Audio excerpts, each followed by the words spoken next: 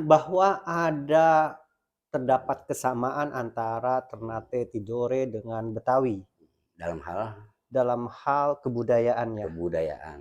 Iya, terutama eh, apa namanya saat di Tidore, Hmm. tempat kerajaannya itu Hmm. ada kayak gigi balang di ininya ya, Oh, ciri sama khas ciri khasnya. bangunan Iya, itu rumahnya itu. sama.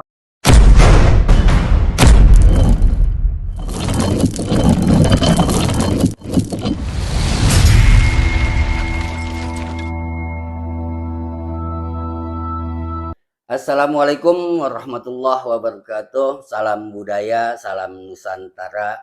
Sobat Budayantara di tanah Betawi dan di mana saja berada.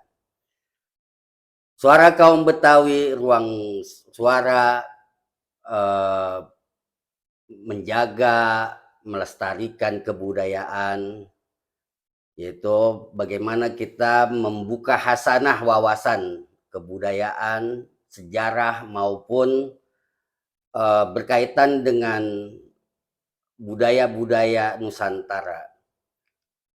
Saya Wan Nurbek kali ini ditemani narasumber dari Bamus Betawi dan juga Direktur Eksekutif BSI, yaitu Betawi Strategic Institute. Kali ini kita akan mengupas tentang asal muasal apa itu yang dinamakan suku Betawi atau yang lebih tenarnya kaum Betawi.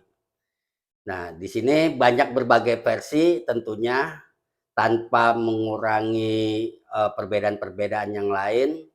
Kita di sini pure, murni bicara apa adanya, bukan ada apanya. Gitu. Nah, tentu kita akan coba kulik di sini Bang Subhan Ansori. Gitu. Gimana Bang? Siap. Ini kalau bicara Betawi ini, wah sangat pelik lah gitu. Kontroversi ya kan, banyak yang mengaku dirinya paling benar atau dia yang paling representatif gitu kan, dari berbagai literasi, data-data gitu, dari versi orang tua ya kan, versi aktivis gitu, macam-macam lah ya kan. Nah, yang kita ketahui perkembangan bahwa Betawi itu adalah percampuran dari berbagai suku-suku gitu, kaum urban. Makanya dia disebut kaum Betawi. Kira-kira apakah demikian menurut Bang Subhan nih? Nah, Iya, ya. terima kasih. Ya. Assalamualaikum warahmatullahi wabarakatuh. Salam. Terima kasih sudah mengundang saya Ya.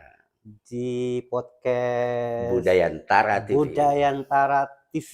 Nah, Terima kasih Bang Bek, juga siap. seluruh personil. eh Bicara tentang Betawi, saya bukan ahlinya bicara masalah sejarah Betawi, Ya. tetapi saya ingin menekankan bahwa saya ingin bicara tentang identitas dan otoritas kaum Betawi. Secara spesifik nih. Ya, terutama kenapa saya juga diundang ketika saya menulis tentang Homajira. Ini menarik nih. Homajira itu bahasa atau istilah gitu? Ya, Homajira ini istilah yang saya dapatkan ketika Bamus 1982 melakukan muhibah kunjungan ke Ternate dan Tidore. Itu termasuk riset ya? Beda? Enggak, kita hanya ingin pertukaran budaya saja kayak gitu. Ya namanya muhibah ya saling Ya, silaturahim, kayak menjaga gitu menjaga kan, kayak gitu ya. pelestarian.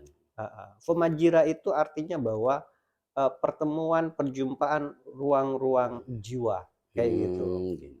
Dan ini saya dapat ketika di Kerajaan Ternate. Ternate itu Sulawesi ya? Oh, Maluku. Oh, Maluku. Maluku Beda Utara. ya? Maluku. Sekarang masuknya Maluku Utara. Ya, ya. Nah, bahwa terdapat kesamaan antara Ternate Tidore dengan Betawi Dalam hal dalam hal kebudayaannya. kebudayaan. Iya. Terutama eh, apa namanya saat di Tidore, tempat kerajaannya itu Mm-mm. ada kayak gigi balang di ininya ya, Oh, ciri sama khas ciri khasnya. bangunan Iya, itu rumahnya itu.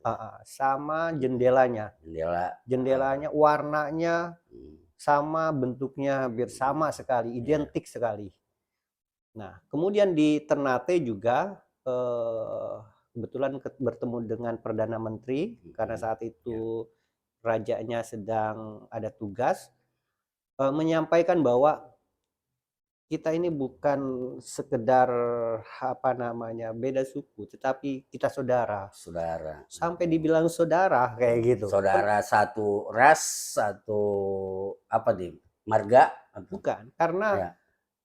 ternyata Uh-huh. dulu saat ada apa namanya Raja Ternate Hmm. itu ada suatu apa ya sampai dia harus tinggal di Jakarta, tepatnya di Koja Oh kayak gitu. gitu, dengan waktu yang sangat lama sekali, dan akhirnya nikah dengan orang Hmm. Betawi di Koja, sampai akhirnya anaknya pun balik lagi ke sana kayak gitu. Jadi nikah sama perempuan Betawi. Perempuan Betawi. Ya, ini versi kerajaan Ya. Ternate. Hmm. Makanya kita saudara Oh kayak gitu ya. gitu. Oh. Tabe, Tapi Tidore.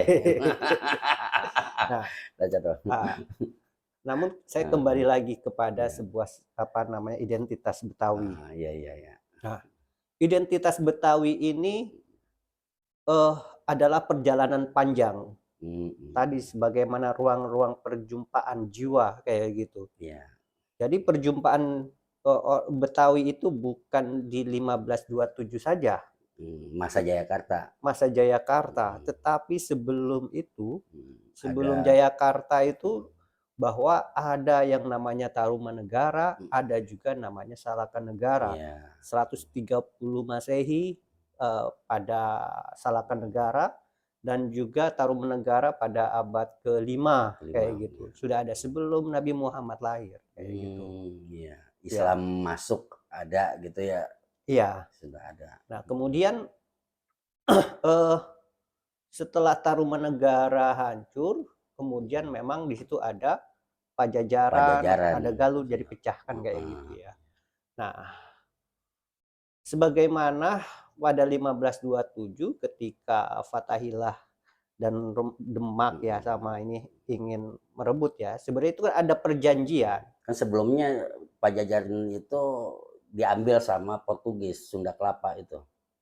Enggak, Beda. sebenarnya Portugis itu sebenarnya juga datang ke situ memang mau ada perjanjian, tapi Oh belum gitu. ada perjanjian saat itu ada apa dia itu mau hanya datang apa namanya Ada kepentingan politik gitu apa? bukan sepertinya kayak cuaca kenapa kayak Oh gitu. gitu. Nah, akhirnya memang dia bukan siap untuk perang saat itu.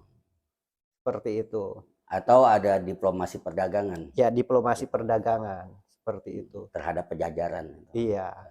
Nah, kita juga harus melihat apa namanya bagaimana peta dunia saat itu eh, yang apa namanya mulai melakukan sebuah ekspansi ya kayak Iya, iya. gitu. Ya, saat itu juga sekitar 1527 itu eh, apa namanya Turki Utsmani sudah ada ya kayak gitu. Pengaruh. Pengaruh Turki Utsmani. Nah, kemudian juga yang paling utama sebenarnya Betawi itu kenapa identik dengan Melayu? Itu Nah, kenapa itu? Kok bisa penduduk Pulau Jawa itu menjadi berbeda gitu. ya, Dia menjadi Melayu sendiri gitu. Gimana itu ceritanya itu? ya, Nah, penyebaran tentang apa namanya Melayu ini memang banyak apa teorinya ya, seperti versinya gitu ya. versinya Ya. seperti itu. Tetapi ketika Melayu hadir ke daerah Kelapa saat itu kayak Sunda gitu, Sunda Kelapa. Kelapa. Nah, dia harus milih antara saat itu kan ada Sansakerta, kemudian Sunda Jawi kayak Oh gitu, gitu Sunda ya. Kawi, Sunda Kawi. Sunda Kawi.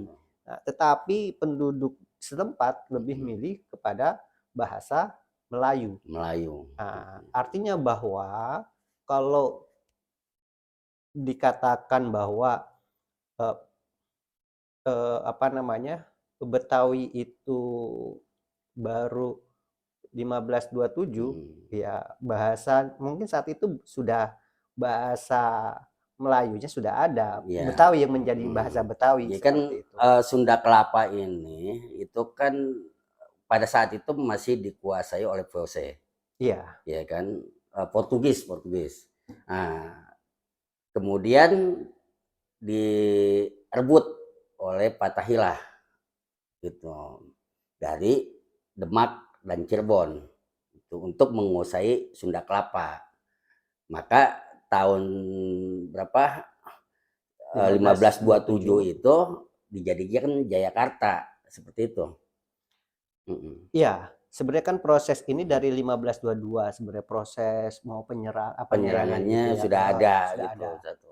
Nah, saya tidak masuk ke wilayah itunya, tapi sebuah identitas Betawinya ya, Oke, kan kayak oke gitu ya. ya. Nah, identitas Betawi bahwa ketika zaman Tarumanegara kan abad kelima, Iya. kemudian Sriwijaya pada abad keenam, kayak gitu. Nah, Ini ada korelasi ya, ada korelasi. antara Tarumanegara dengan Sriwijaya. Iya. Nah, bahwa Sriwijaya ini juga melakukan sebuah ekspansi dan melakukan sebuah penyebaran tentang Melayu kan kayak gitu. Iya. Nah, disitulah akhirnya bahwa Betawi juga berdampak terhadap pembentukan identitas Betawi yang bahasanya lebih kepada Bahasa Melayu. Melayu seperti itu. Nah, itu dari segi bahasanya. Iya. Kemudian tadi ada fase-fase, fase Salakan Negara, fase Tarumanegara, kemudian saat itu Pajajaran, Pajajaran dahulu, kemudian baru tadi yang Fathaillah, Fathahilah. kemudian oleh Banten jadi ininya Iya. dianggapnya kan kayak gitu. Nah, bahwa fase-fase itu bukan berarti di daerah apa nama Jabodetabek Ya khususnya sebutlah Sunda Kelapa Sunda aja gitu. Kelapa kan kayak Iya. gitu. Itu bukan berarti nggak ada orang, sudah ada orang saat Ya itu. artinya peradaban manusia itu sudah ada. Peradaban manusia Karena sudah ada. terbukti gitu ada beberapa fase-fase pemerintahan atau Ya, kerajaan di situ. ya. Kalau mungkin memang Salakan Negara ada situs-situsnya yang memang mungkin agak terlalu apa namanya uh, sulit untuk membuktikan secara ada bangunan ya. Iya. Tetapi di Tarumanegara itu jelas sekali. Ada Banyak sekali kita temukan kan Salah kayak satunya apa gitu. tuh? Itu yang di Kerawang. Oh, ini Candi, Iya, Candi Jaya itu. iya, Candi Jaya. Nah, artinya bahwa kita bicara tadi sebelum 1527. Iya. Kemudian juga fase apa namanya melakukan sebuah Melayuisasi, kemudian juga pas zaman Syekh Kuro 1400. Nah, ini menarik nih. Jadi pada saat itu Fathahilah mengambil alih Sunda Kelapa itu masyarakat Betawi sudah Islam berarti. Kalau secara keseluruhan mungkin tidak ya, tidak Islam. Tetapi mayoritas sudah mulai Islam. Mayoritas sudah mulai Islam. Ya, karena memang Syekh Kuro itu menyebarkan murid-muridnya untuk melakukan dakwah Islamisasi, khususnya di Pulau Sunda Kelapa ini. Kan kayak Dan gitu. itu sudah disebut masyarakat Betawi.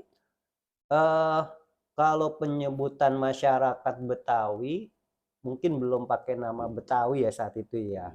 Masih wilayah kekuasaan Kelapa kayak Kelapa gitu, Sunda lah kemudian ya. tapi kan intinya ide apa namanya ada identitas yang Ada berbeda, identitasnya. kemudian juga bahasa yang berbeda kan seperti itu. Nah, itu juga penting bahwa tadi ketika Tarumanegara apa namanya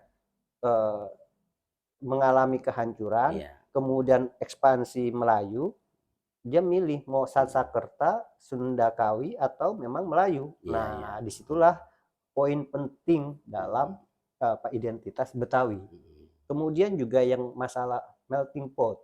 Nah, Apa tuh? ya melting pot Mhm. ini kan dianggapnya bahwa Betawi ini suku baru kayak gitu. Oh, iya, Apalagi kita mendengar bahwa dulu ketika Belanda melakukan sebuah sensus iya, kayak gitu, heeh. dianggapnya bahwa yang tidak maksud dia meinikan apa kampung-kampung kayak gitu. Mhm. Nah, yang akhirnya oh ini Betawi ini adalah campuran kayak gitu yang Mhm. dia iniin Iya, pokoknya banyak kirim urban gitu. kampung Termasuk Ambon, kampung Fathahillah apa itu gitu. bawa pasukan gitu lah, ya kan? Itu dari Iya, Demak, ya kan, dari betul. Cirebon gitu. Iya. Nah, sebenarnya persoalan melting pot ini juga beda dengan genealogi. Beda. Kenapa saya tekankan eh, ketika Salakan Negara saja Mhm. raja pertamanya itu kan bukan orang pribumi, Bukan, anggaplah. Kan heeh. kayak gitu. Nah, artinya itu terjadi sebuah pertemuan Apa, apa namanya? asimilasi ya? Iya, Heeh. kayak gitu. 2 negara Dua apa negara. gitu. Nah, kemudian juga Sunda Kelapa menjadi sebuah pusat perdagangan. Iya. Artinya sudah menjadi sebuah Ya banyak pada saat itu memang Sunda Kelapa itu jadi salah satu apa namanya pusat gitu perdagangan dari mancanegara tuh. ya. Eropa ya kan termasuk eh, Cina, Hmm, Arab gitu. iya. Nah, yang menjadi persoalan adalah misalkan saya tadi yang Komajira, Mm-mm. Ternate dan Tidore, Iya. mereka walaupun misalkan juga kapiten, artinya Mm. para apa namanya eh, panglima-panglima kayak gitu ya. Panglima-panglima Itu ada kapiten Arab, ada yang kapiten, diutus gitu iya kan. beda-beda kan gitu. Iya. Tapi apakah juga dengan bermacam ras, suku dan bangsa, Iya. apakah mereka disebut inian?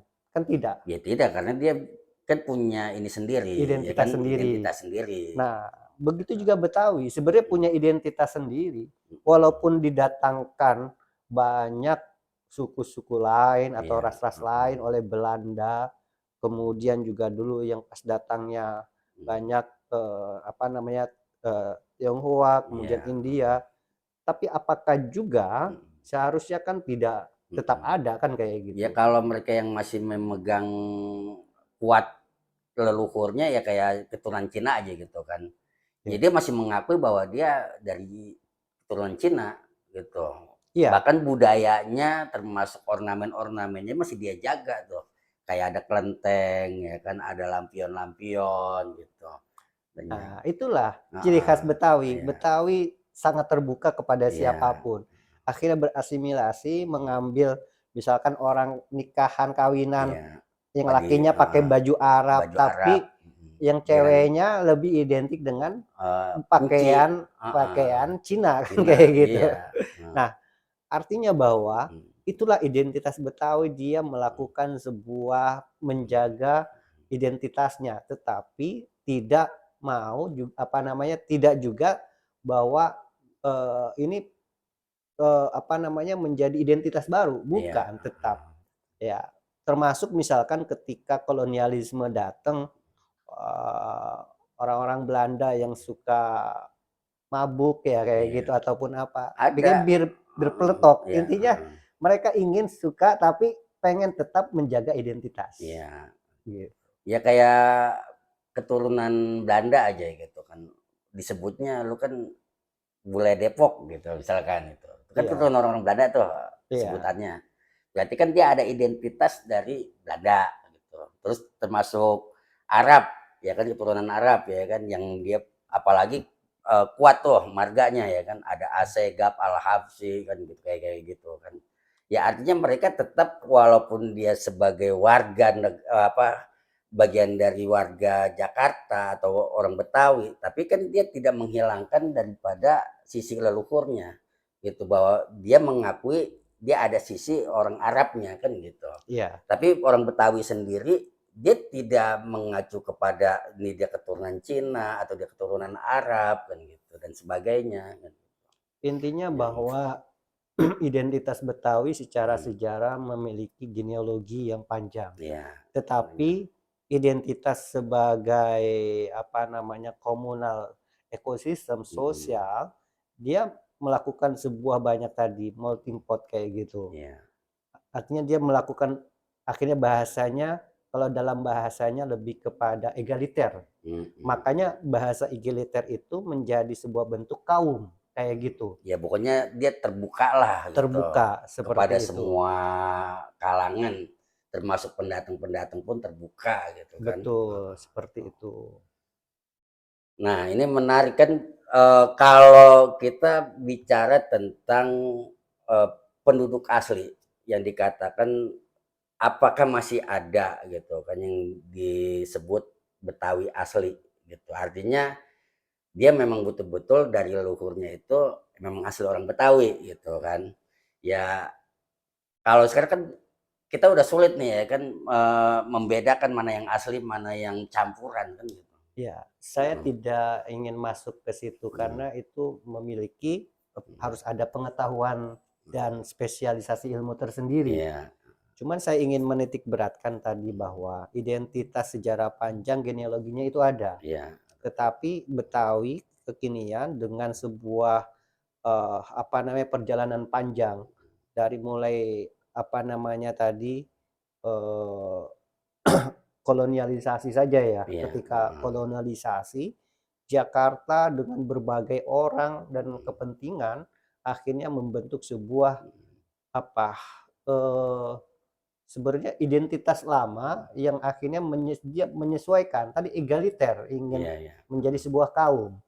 Nah, artinya bahwa identitas Betawi sebagai kaum tapi juga bukan berarti hilang secara kesukuan. jadi secara kaum itu berbeda dengan kesukuan? Iya, kalau saya Mhm, membahasakan mhm, bahwa tadi kalau kesukuan itu dia memang memiliki genealogi, mhm. tetapi Ya maksudnya ada asal-usulnya ada gitu, asal-usulnya iya, gitu, betul. heeh, Nah, tetapi ketika dia membentuk sebuah identitas banyak sekali orang yang berkepentingan terutama apa namanya mulai zaman mhm, kolonialisasi, kemudian zaman Orde Lama, iya, Orde Baru, Orde Reformasi, Betawi selalu tidak mendapatkan eh, apa namanya pengembalian identitasnya, mhm. apalagi otoritasnya. Sebelum kita menarik ke arah sana gitu, Ya, kan tentu kita harus runut dulu nih, ya kan. Kalau menurut catatan, Jayakarta, wilayah kekuasaan pada saat itu Betawi mencangkup kepada, dari Sungai Citarum sampai ke Cilegon, kan kira-kira seperti itu. Berarti kan ini orang Betawi nih luas nih, nggak cuman yang ada di Jakarta, kan gitu. ya, Kalau saat ini gitu kan, bahkan sekarang ini lebih banyak malah orang di luar Jakarta Betawinya, gitu. Karena apa, yang di Jakarta kan udah pada minggir, kan gitu. Nah, artinya apa, secara peradaban, eee, pada saat Jayakarta aja itu wilayahnya sudah terpetakan tuh. Bagaimana pada saat ketika Tarumanegara, bagaimana pada saat, Salakan Negara, berarti ini mencakup apakah Betawi itu ada diakui pada saat Jayakarta atau sebelumnya? Mmm, kalau saya melihat mhm. bahwa Betawi ada sebelum Jayakarta. Sebelum ada Jayakarta. Heeh. Kalau sekarang para Mhm, antropolog mhm, mengklasifikasi Betawi ada Betawi Tengah, ada mhm, Betawi Pesisir, ada betul, heeh, Betawi eee, Kampung, malah ada Betawi Udik, mmm. Betawi Pinggir sama Kalau Betawi tengah Udik. itu kota, Bang. Iya, Mhm, dianggapnya kota mhm. karena juga kan apa namanya pusat Pusatnya, pemerintahan pusat kan pemerintahan. di Jakarta Ya ya saat sejak itu, zaman kayak gitu, Batavia lah gitu kan, Batavia, heeh. Nah, juga pas zaman Indonesia merdeka mhm, pun juga akhirnya Betawi Tengah kan kayak heeh. gitu.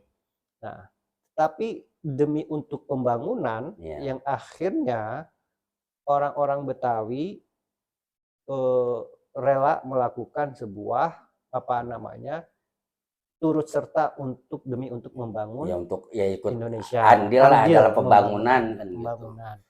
Nah, akhirnya mereka banyak yang lari ke pinggir. Iya. Contohnya yang paling pembangunannya secara luas, Mhm. GBK, Iya. kemudian Ya Kuningan, kalau dulu kan nih gitu. sebelumnya itu kan yang pertama kali menjadi pusat pemerintahan itu kan daerah Kemayoran gitu ya, Nah, iya, Senayan gitu. heeh. Nah, Artinya itu banyak mhm, kampung-kampung yang tergusur iya, kayak gitu. Nah, dulu Betawi lebih identik dengan kampung-kampung mhm, kayak gitu. iya, Nah, kampung ini diisi bukan dengan raja, tapi mhm, ada mualim yang memang apanya dan sama jawara kan kayak iya, iya. gitu.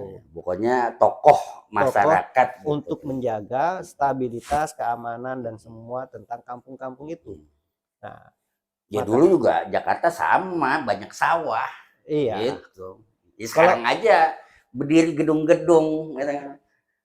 Ya iya, saya tuh waktu di Cilandak itu yang sekarang jadi Menara 165 ya kan, iya, El Musa, Ratu Prabu, ya kan. Itu juga dulu ada sawah, ada. Mhm. kawasan Jeep Pulau Gadung Nah, itu kakek saya mhm, masih memandang luas sekali iya, kawasan sebelum jadi kawasan heeh, itu hamparan luas padi. padi ya, Saya masih iya, bisa merasakan sekali kayak gitu. Nah, artinya bahwa pembangunan itu memang sangat ya benar-benar merubah sangat pesat gitu ya. iya, sangat merubah akhirnya tidak hanya merubah perilaku kan tersebar kemana-mana kan kayak gitu. Iya, Untuk komunikasi, orang jangankan tersebar jauhan ya, iya, mereka yang misalkan ini oleh jalan tol saja, yang akhirnya seharusnya dia dekat ya dengan ya jarak berapa saudara masih ratus heeh, meter iya kan kan? kayak Heeh, gitu. iya. Tapi nggak mungkin Ya harus jalan tol dia muter, muter heeh, jauh. gitu. Nah, itulah sebuah pengorbanan Nah, yang ini kan kalau besar. Jalan TB Simatupang itu kan tuh itu saya masih keluarga tuh kan antara Trakindo ya kan Iya, dengan kalau orang bilang dulu tuh apa Balong iya, tuh Jeruk Purut ya kan pulau ada pun namanya dulu kalau dulu disebutnya Pulau Putun. iya, Kalau sekarang diganti namanya Pulau Makmur karena ada musola diresmiin namanya Musola Al Makmur jadi Pulau iya, Pulau Al Makmur. Itu sebetulnya dia dulu nyatu tuh sama eh, Trakindo tuh yang jadi apa KKO itu. iya. Iya. Makanya kalau Nah, bicara masalah pengorbanan orang Betawi untuk hmm, pembangunan, wah banyak sekali. Dan iya, memang itu nanti ada bukunya tersendiri kayak iya, gitu. Tetapi yang saya ingin tekankan di sini, saya berbicara masalah identitas dan otoritas iya. itu yang harus menjadi satu kesatuan, tidak boleh dipisahkan Oh iya. kayak gitu. Hmm, Mengapa harus menjadi satu kesatuan? Karena ini terkait dengan kita menjaga negara kesatuan Republik Indonesia kayak gitu. Eh, Negara Republik Indonesia ini lahir dari Sumpah Pemuda, ada yang Betawi, yang Jawa, yang yang Salabes, Maluku. yang Maluku. Nah, artinya itu sebuah kepastian bahwa itulah Indonesia kan kayak gitu. Nah, Betawi yang seharusnya juga mendapatkan kue pembangunan itu hilang sama sekali. Akhirnya dari kemana? Tadi identitasnya tercerabut, Iya. seolah-olah akhirnya misalkan melihat dari TV saja, film saja, dan itu pun juga banyak eh, kurang menguntungkan Ya kan orang mau nggak Betawi. mau ketika dia tergusur gitu. Apa sih kalau namanya isolasi ya? Artinya kan dia Tersebut. sudah bukan lagi jadi pribumi, dia menjadi pendatang di tempat orang kan gitu. Karena dia pindah kan Iya, dari tanah kelahirannya. iya, walaupun itu masih di daerah Nah, Betawi juga di tanah iya, Betawi. karena gini, tetap saya orang Cilandak gitu, Iya, pindah ke Jagakarsa. Biar bagaimanapun saya pendatang di Jagakarsa. iya. Bukannya saya jadi pribumi, bukan sebagai pribumi Betawi ya. Walaupun saya orang Betawi pindah ke Jagakarsa, tetap saya pendatang gitu. Berbeda. Hmm. Nah, disitulah sebuah identitas dan otoritas harus diinikan, karena otoritas mengandung semua elemen kan Iya. kayak gitu. Maka saya sangat hormat sekali ketika ada sebuah rencana pemindahan ibu kota, Iya. ada undang-undang IKN, akibat dari undang-undang IKN keluarlah undang-undang DKJ. Nah, di undang-undang DKJ juga kami terima kasih banyak sampai ada mandat tentang lembaga adat masyarakat Betawi. Masyarakat Betawi. Nah, Jadi budaya ini mulai diangkat lagi gitu oleh undang-undang.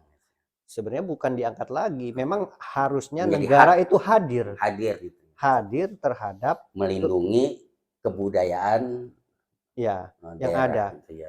Nah, bedanya juga gini, Jakarta beda dengan yang lain-lainnya ini berefek kepada Betawi. Kenapa? Di daerah-daerah lain ada yang namanya desa. Betul. Tidak hanya desa, undang-undang desa Dusun mengakui malah ada desa adat. desa. Nah,